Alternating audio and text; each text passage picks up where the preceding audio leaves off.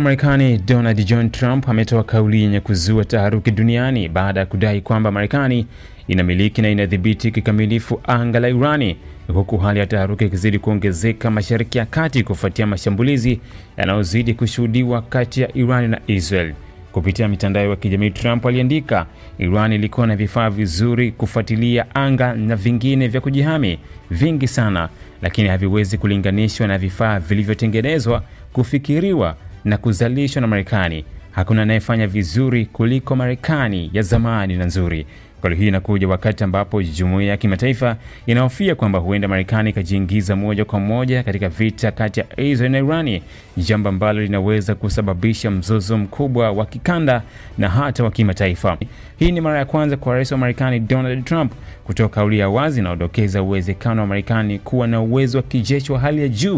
juu ya anga la taifa jingine lenye nguvu ya